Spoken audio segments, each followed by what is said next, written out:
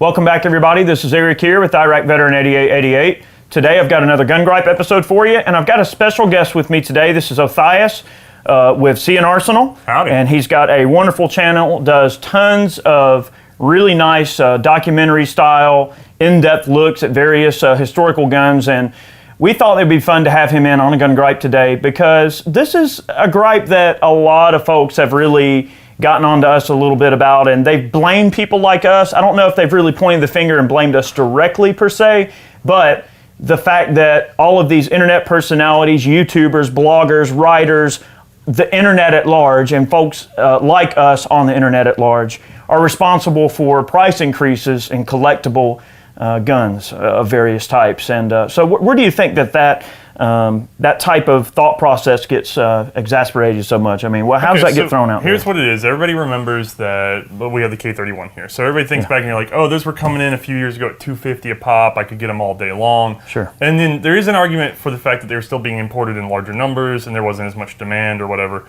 And then they say, okay, so maybe imports are trickling off and that's driven up the price. But at the same time, if you would stop talking about them so much and sort of glorifying them, then the price would also stay suppressed. The problem with that line of thinking is that means that the suppression of price is inherently going to mean that there's fewer people enjoying them. Like, that's the problem. It's like, the only reason to lower the price is demand is down, people are not buying them, people are not valuing them. And then as somebody that's in a historical firearms context, I actually get worried when the price of a gun gets too low, like when we saw when the M9130s were coming in, they were very cheap, $100 guns, super right? cheap.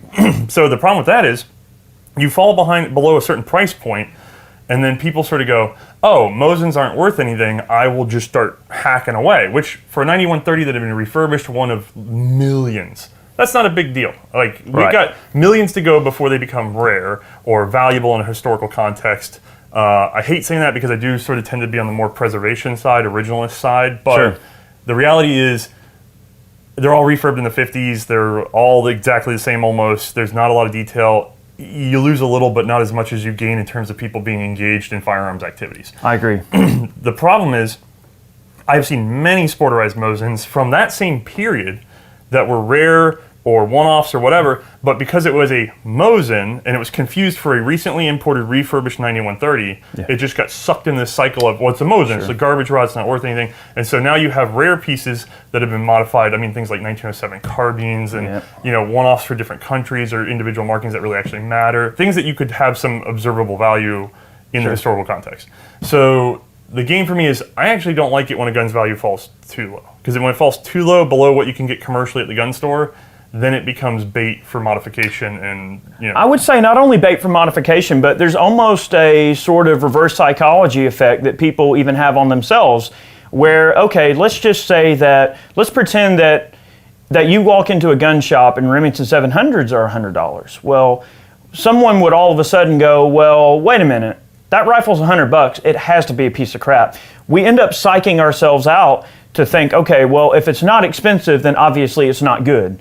A K31 cost about 42 Swiss francs to make back in the day. And 42 Swiss francs back in the 40s, probably a pretty good little chunk of money. But when you compare, 1942's 42 Swiss francs to today's dollars and the craftsmanship and workmanship and not only that, but the excellent materials that went into the manufacture of these guns, we're not even close to even getting near what these guns are actually really truly worth if you compare them to the old guns now, or to the old days, the original days that they were made. I mean, I don't remember who exactly it was, but I want to say some university at some point did a study on a lot of these vintage rifles, and one study that they had conducted on the K31 was that if a new manufacturer today made this gun to the exact specs of the original and to the exact same workmanship and quality, that they would have to sell this gun for probably well over $3,000. Probably more than that. Okay, think about modern Mausers. Okay, Mauser's still in business. Mauser still makes rifles. Mauser makes some beautiful looking stuff. Look at Mauser, look at Blosser, like the M93s. Now, M92 or M93, M93 Blosser. Those guns, the straight pull modern Blosser rifles, those things are beautifully made rifles. When you look at the really fine fitting of the wood stocks, you look at modern Mauser stuff that's being put out, I mean, they are putting out some gorgeous looking guns. Yes, they're expensive. So in my mind, I think where people get confused is they think because it's cheap that it's not valuable. And there's a difference between like the value of what something actually is, what you're actually looking at versus what it costs. But then also try replacing it. I mean, I look at it from a standpoint of replacement costs. Now, getting back to the gripe at hand, when people start accusing folks like us of driving up the market, I think it's a little unfair to accuse folks of that, and I'll state the purpose why. From my perspective, I feel like a lot of these older guns, to some degree, almost need kind of an ambassador, right? You didn't know about a lot of these quirky, old, weird things until you started reading books, researching, talking to other enthusiasts that love this stuff. And when you meet other enthusiasts, what do you want to do? You want to share your passion for that particular type of thing with other people. So in our minds, it's not that we've tried to drive the market. No, we haven't. We just want other people to enjoy these cool old guns. And it's very selfish. It would be selfish of a guy like me to have a reach that I do and not go, hey, young guy, this is a really cool rifle. If you can get your hands on one, buy one because they're a ton of fun. And nothing makes me happier than to be at a show, or if I'm at NRA or SHOT Show or anywhere, and have some young kid walk up to me who's 18 or 19 years old and say, hey, I've been watching you since I was 13 and I just bought my first M39 or K31. That makes me so happy because I know that gun is going to give them a lifetime of happiness if they take care of it. That is what it's all about. So I think people tend to think about it the wrong way. I mean, yes, there's a value that is affected by the fact that these guns are more kind of out there, more people know about them, but it's selfish to guard that information. Right. It's also, it's two ways. So when we talk about the K31s or finished Mosins or something like that, sure, there's enough of them out there. They're uncommon. They're not the most, they're not the everyday gun. Well, maybe the K31, there's a lot of those. But sure. Those are baseline guns. They're not a specific sub-variant or something. There's this holy grails where people are like, oh, they only made 500 of these and it was for this guard and blah, blah, blah. Right. Those guns, people also get irritated. So if you tell somebody, about a Luxembourg Mauser or something, they start shaking their fists because what they're hoping for is that they will find one in the wild that is misidentified. And then that way, they can have a dishonest transaction with someone and get it for under its value. Now that's fair because it's not entirely, if the other person didn't do their homework and they don't they don't properly value something and you get it for cheaper, I think that's fair, by the way, because they didn't want to put in the effort. Sure. Well, there's a material cost to lack of effort. That's fine.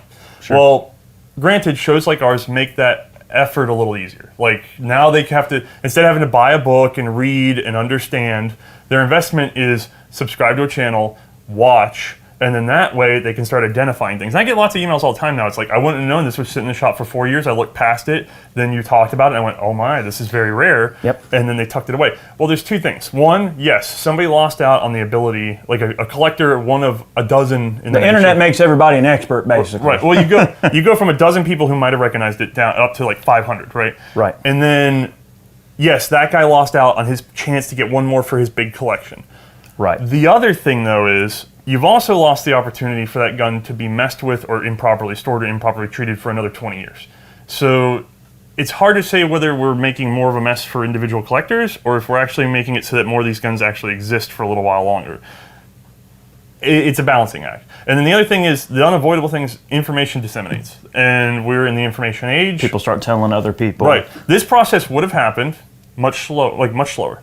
But now we have a one-to-many approach. We have big channels that are able to push out data. Sure. Something like my channel 5 years ago, nobody would have subscribed to it because you wouldn't have the baseline love that comes from a channel like this, which is much more of a culture channel. It's much more of a lifestyle channel. And then what we do is, our stuff is so finely detailed. It's just OCD where it's like, this is this is that.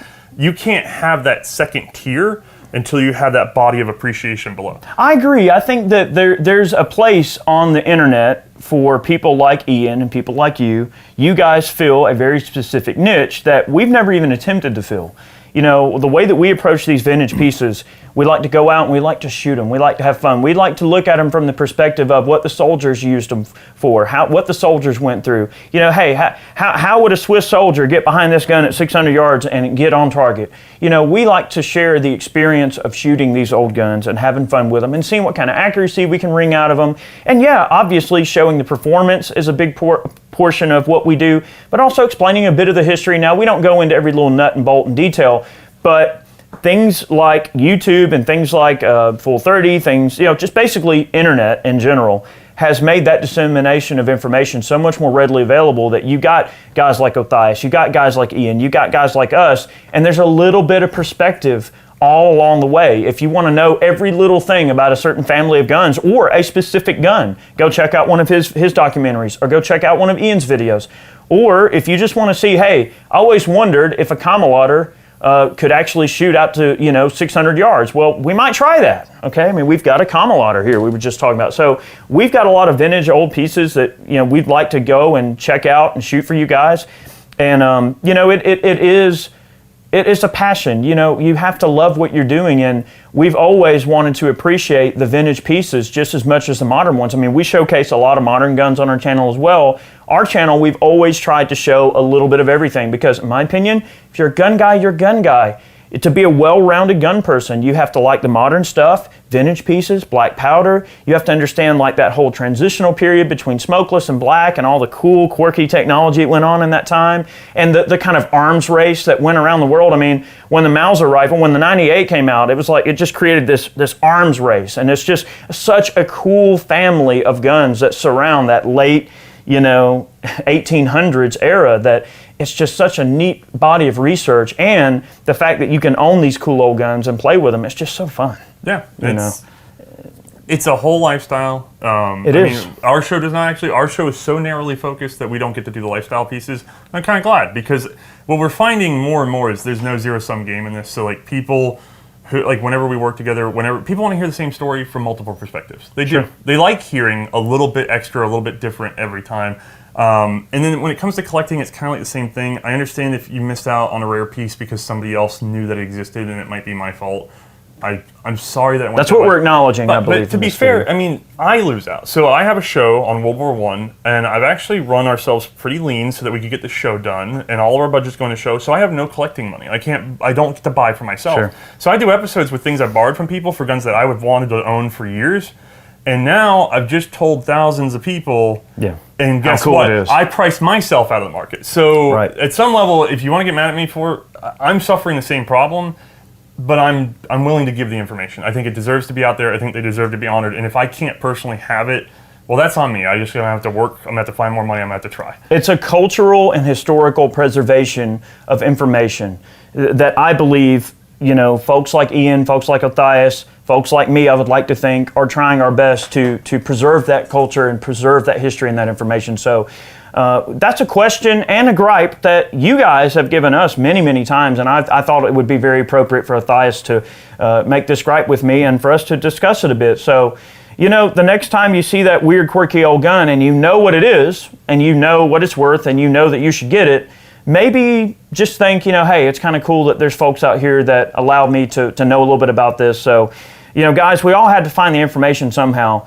I was a gun nerd early on. I was a bookworm. I took in any amount of information and knowledge that I possibly could, and I learned about a lot of these old school guns just from various relatives and researching them. And I was lucky to have that in my life as a young man, and having folks, positive male role models around me that loved old guns and that shared a lot of this cool old history with me.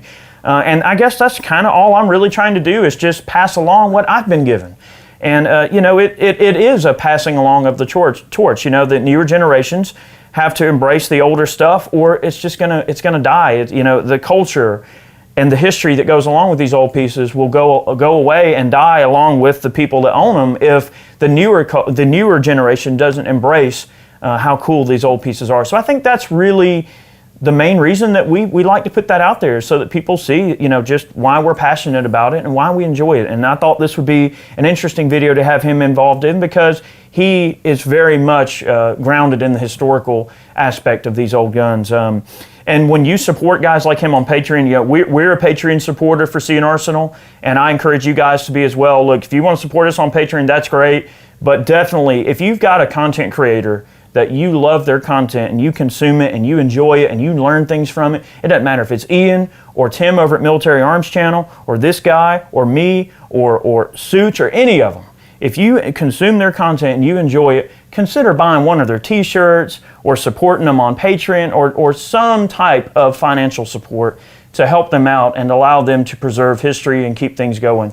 That's the way I look at it. You know, Cap and Ball TV, I support him. He's a great guy, and you know. What I've noticed is, I don't know about you guys, if I have regular viewers, like I have subscribers, but I have regular viewers. If every regular viewer, the guys that tune in for every video, if each one of them gave $1 a month, $1, sure, I'd be set. I mean, that'd be all I would need to get my mission done and everything. So if it's worth $1 a month, so 50 cents an episode for us, because we do twice a month, because we have big episodes. Oh, I know. And it's even less for you guys, I'm sure, because you crank through a bunch. Yeah, we do. And so, I mean, if you think about the cost versus cable and how many things you actually really watched on it, we're paying $15 for a movie ticket made by a bunch of anti-gun actors. So if you like the content, you want to see more of the content, maybe $1. That's all I'm saying.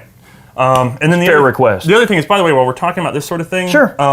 If you like the rare guns, the odd guns, or the little bits of information, Ian and I had a thing a while back where we were talking about an air service rifle, and we both disagreed for a moment. But what happened was, I had a man that was working in the National Archives who had just found for the first time paperwork that described this gun. And so because of the library sciences and the digitization of information all across the world, we're learning things that are true about these guns now that we never knew 5 years ago. So if you care about these rare little exotics and you think these guys are giving away all the secrets, there's secrets to be discovered. So if you care, I encourage people to get involved. Go dig, share information. Every creator I know, Ian, Cap and Ball, British Muzzleloaders. Yeah. I just actually... I love Cap and Ball's channel. You know, Bloke on the Range, Chap and I are working on something together right now. He's over in Switzerland. Yeah, every one of us are communicating with each other because we want the truth. And the truth changes as paperwork comes out, as files show up. Sure. And so we might have to talk about this another time, but a lot of stuff that gets handed down without this sort of peer review process is what we would term FUD lore. And so maybe we should have a talk about that someday. But if you want to care about these old guns, don't just pick up a book, but there's digital resources online. Go dig through the libraries, look through photos, look through anything. Yep. You can just do it as a hobby, and you can find out all sorts of things that we might never know because we just need the man time to look at it. It's gun archaeology. Yeah, it is. Archaeology. All right, anyway. Well, guys, thanks for watching today's video. We hope you enjoyed it. We hope that we shed some light on that gripe. I know some people have given us a little bit of heck about that here and there, but it's ultimately to help you guys as a whole, the internet community as a whole, anybody who's willing to listen. We really feel that it's important to preserve historical artifacts, which at this point, in my opinion, they're artifacts. I mean, yeah, there might be a lot of them, but there's going to come a time when there's not as many of them or they're in collections. So I feel that it's important to archive these things. I mean, that's why I like having videos in my archive of us shooting these old guns. I mean, how do I know that, you know, all of these guns are going to stay functional forever? I mean, it's just neat from my perspective to be able to have some form of documentary that I can look back on 30 years from now and go, there I was 30 years ago shooting this gun. Yeah, it's nice. And that's cool. That's a photo album, I right? love sharing that with people. And it's weird because that's really how this channel started. We started just recording things that we happened to already be doing and just sort of having it as a memory bank where we could go back and just look at things that we did at the range and documenting it. So really, our channel has always just been documenting things that we happen to already be doing, and we sort of just took it to the next level a little bit. But for the most part, it's the same concept, just with more people watching. So, guys, thank you so much for watching today's video. Matthias, thank you for joining me today. Yeah, thank you for having me. And we're going to definitely be cutting some more videos while he's down. We just had a great day at the machine gun range yesterday, having some fun with some nice vintage pieces, which ran pretty good for the most part. It's a mixed bag when you get into guns 100 years old that were timed to their ammo, I tell you. That's right. So, you know, we've got a lot of content on the way. Thank you so much for your support. Those of you that support us on Patreon, those of you that purchase man cans, t-shirts, for any channel that you love. Look, not just me. Anybody you support on Patreon that you follow their content, I don't care if they're a gun channel or not, you mean the world to those people, and I thank you for supporting all of them. Fan support is going to be, I believe, the future of how people consume content. So Certainly keep that in mind. In our field, yeah, definitely. Yes, absolutely. So guys, enjoy your day. Have a good one. Thanks for watching. Much more on the way. We'll see you next time.